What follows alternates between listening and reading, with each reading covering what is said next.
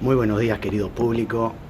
En el programa de hoy, que ustedes saben que es dedicado a la salud, tenemos la participación de dos especialistas a los cuales les vamos a preguntar ¿qué tan importante es la utilización del oxímetro en el tratamiento de nuestros pacientes con COVID-19?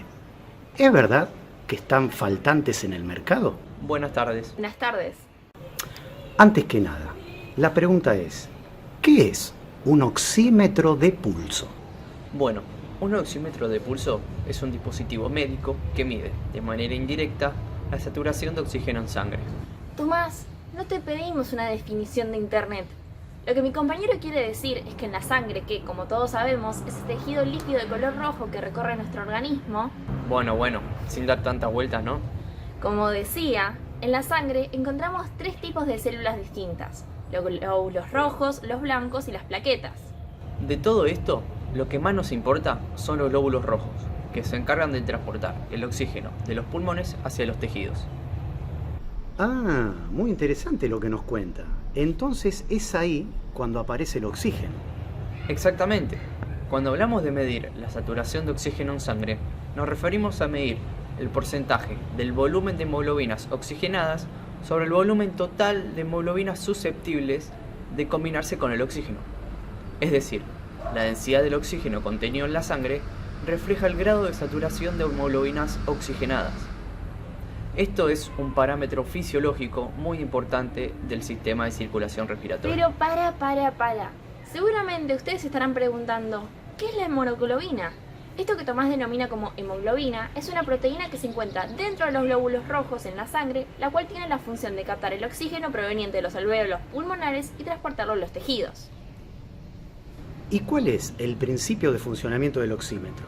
Bueno, lo primero que hay que saber es que el corazón de un oxímetro es un microcontrolador. Pero vos te estarás preguntando, ¿y qué es un microcontrolador? Bueno, un microcontrolador es un circuito integrado programable, que en otras palabras es como una pequeña computadora que sirve para controlar varios elementos. Bueno, ahora mi compañera le va a explicar un poco más en profundidad cómo se obtienen los datos que el microcontrolador necesita para censar y para luego poder calcular el porcentaje de saturación de oxígeno en sangre. El oxímetro tiene un sensor que se suele colocar en la punta del dedo o en el lóbulo de la oreja del paciente. Este emite internamente dos tipos de luces, una visible del color rojo y una invisible del tipo infrarroja. Su funcionamiento se basa en la capacidad de la sangre de absorber las luces rojas o infrarrojas según el nivel de saturación de oxígeno en la sangre. La sangre que contiene mucho oxígeno absorbe mayor radiación infrarroja y permite pasar más luz roja. Por el contrario, la sangre que no contiene suficiente oxígeno absorbe más luz roja y permite pasar más radiación infrarroja. La saturación de oxígeno en sangre se mide en porcentaje.